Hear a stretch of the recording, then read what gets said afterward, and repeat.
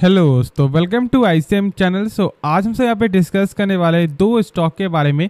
पहला है आपका इंडिया मार्ट और दूसरा है आपका IRFC। तो इस वीडियो को जरूर से अंत तक देखना।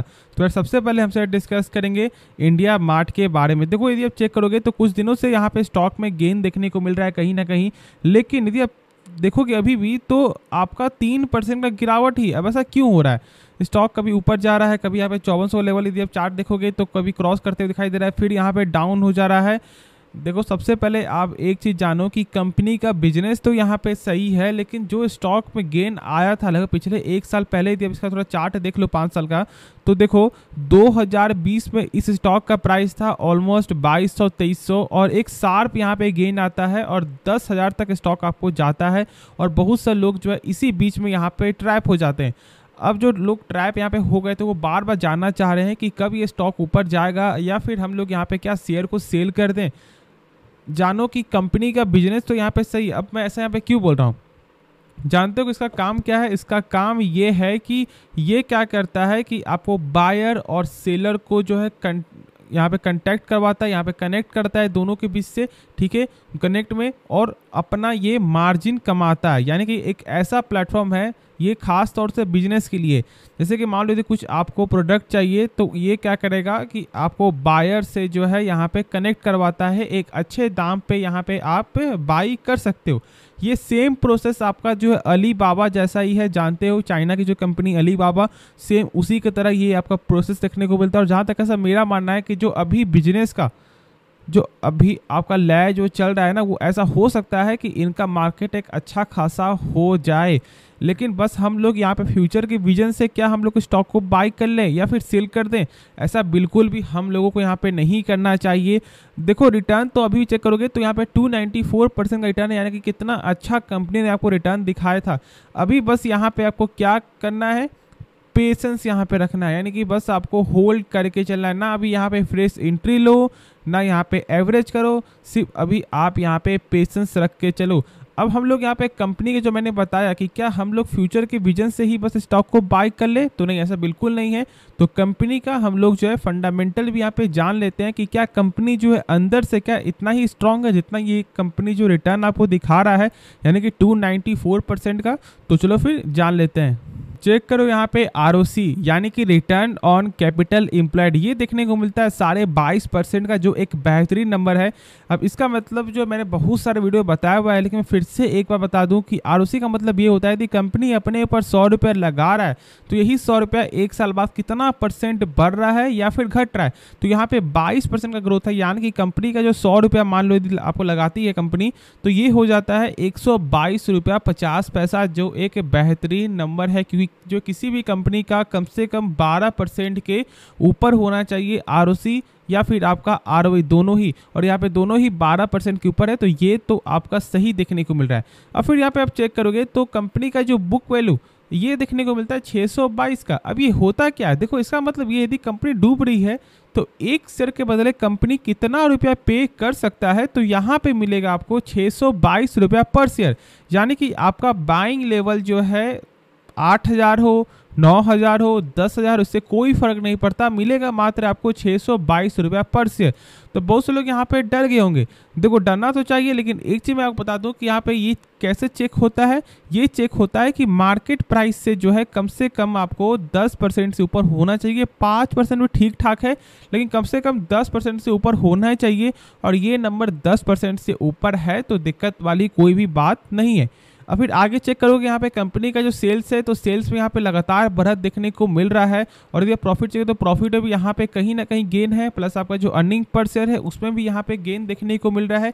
और यदि यहाँ पे चेक करोगे आपका ईयर ऑन ईयर के वाइज से, तो उसमें भी यहाँ पे लगातार गेन देखने को मिल रहा है। फिलहाल अभी एक क्वार्टर बाकी भी है और उसके बाद भी एक अच्छा खासा यहाँ पे जो है आपको क्रॉस कर चुका है लिमिट। तो इसलिए मैं बोल रहा हूँ कि कंपनी खराब नहीं है, बस आपको पेशेंस यहाँ पे रखना है। और मैंने यहाँ पे बाई करने की सलाह इसलिए नहीं दिया क्योंकि लगातार स्टॉक जो है ना एक ही साइड में चलते हुए दिखाई दे रहा है, तो इसलिए मैंने वेट करने की सलाह दिया। जब इसका लेवल आपको 6,000 का या फिर 5800 जब लेवल ऊपर जाएगा तो फिर हम सब इसके बारे में सोचेंगे, और उस समय मैं एक वीडियो भी आपको बना दूंगा।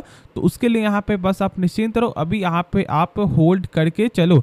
फिर देखोगे यहाँ पे कंपनी के जो रिजर्व है वो भी यहाँ पे लगातार बढ़ते हुए दिखाई दे रहा है, जो बहुत ही अच्छा संकेत है, क्योंकि ये डायरेक्ट ही आपको जो है आरओसी से यहाँ पे कनेक्ट होता है, तो ये भी आपको समझना है। फिर देखो कैश फ्लो, तो कंपनी कैश फ्लो का मतलब ये होता है कि कंपनी जो भी सामान बेच रही है क्या उसका पैसा जो है रिटर्न आ रहा है या नहीं आ रहा है, तो यहाँ पे आते हुए दिखाई दे रहा है। तो एक अच्छा कैश फ्लो यहाँ पे कंपनी का है, तो आराम से निश्चिंत होकर आप यहाँ पे टेंशन फ्री रहो।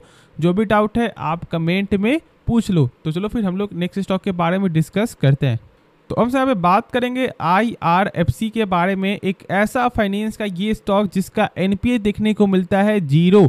अब ये क्या होता है, देखो मैंने बहुत सारे वीडियो बताया हुआ इसके बारे में भी। देखो NPA का मतलब आपको होता है नॉन परफॉर्मिंग एसेट, एक ऐसा एसेट जो ना के बराबर यानी कि किसी काम का नहीं है, जितना कम होगा उतना ही अच्छा है, यानी कि एक तरह का बैड लोन। देखो कोई भी बैंकिंग स्टॉक हो या फिर आपका फाइनेंशियल स्टॉक हो, उसमें एक चीज़ जरूर समझना है कि RBI के अनुसार जो नियम क्या है कि 3% से कम होना चाहिए बैड लोन, एक ऐसा लोन जो कभी भी वापस मिलता ही नहीं है, और इसका देखने को मिलता है 0%। ठीक है, ये सबसे खास इसलिए है क्योंकि देखो ये सरकारी कंपनी है ना, तो सरकार का पूरा यहाँ पे रिस्क हो जाता है। यदि कुछ भी कंपनी डुबाएगी तो डायरेक्ट सरकार का लॉस है ना, तो इसलिए यहाँ पे NPA कंपनी का 0 देखने को मिलता है, क्योंकि ये बस फाइनेंस करता ही है सरकारी कंपनी को। तो ये चीज़ भी आपको जरूर जो है समझना है। अब जानते हो कि आपको फाइनेंस मिनिस्टर ने 10,000 करोड़ का जो बजट जो यहाँ पे पास किया है बस रेलवे के लिए, तो जो सारा काम जो फाइनेंस करेगी वो करेगी आपको IRFC के लिए। तो इसलिए मैं बोलूँगा कि इसको लॉन्ग टर्म के लिए जरूर यहाँ पे आप फोकस में रखो। बाकी जो स्टॉक का प्राइस है वो अभी भी एक अच्छा खासा स्टॉक का प्राइस, यहाँ पे एक अच्छा बेहतरीन स्टॉक का प्राइस देखने को मिल रहा है।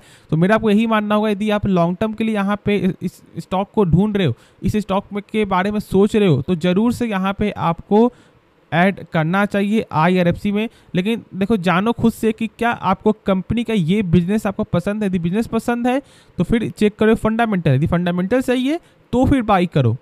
ये चीज़ आपको जरूर यहाँ पे ध्यान रखना है। बहुत से लोग सोचते हैं कि यार चलो 5,000 रुपये लगा रहे हैं, 10,000 लगा रहे हैं, क्या दिक्कत है।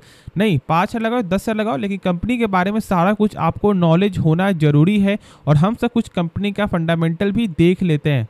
तो यदि आप यहाँ पे चेक करोगे तो कंपनी का जो ROC है वो यहाँ पे खराब देखने को मिलता है, मात्र 5% का, लेकिन ROE यहाँ पे सही है। लेकिन मैंने बताया हुआ है ना कि यहाँ पे ROE से भी ज़्यादा जो इम्पोर्टेंट आपका होता है ROC, क्योंकि इसमें जो डेप्ट को भी आपको इंक्लूड किया जाता है, और यहाँ पे मात्र 5% है। तो कोई दिक्कत वाली कोई बात नहीं है, क्योंकि देखो हम सब बस एक नंबर से ये जज नहीं कर सकते कि कंपनी खराब है। यदि इसका आप चेक करोगे यहाँ पे बुक वैल्यू, तो वो यहाँ पे शानदार है। मतलब यदि कंपनी डूब जाएगी तो पूरा का पूरा पैसा आपको मिल जाएगा, क्योंकि यहाँ पे 33 रुपये तो आपको देखने को मिलता है बुक वैल्यू, और आपका हाईएस्ट से जो प्राइस होगा वो आपने बाई किया होगा अभी के हिसाब से लगभग आपको 32 होगा, 33 होगा, ज़्यादा से ज़्यादा 34 होगा, 35 36 होगा ज़्यादा से ज़्यादा, या फिर आपको 25 होगा, 26 होगा। तो फिर आपको कोई डर ही नहीं है, क्योंकि पैसा तो आपको मिल जाएगा ना, क्योंकि अभी के हिसाब से तो बुक वैल्यू यहाँ पे गजब का है।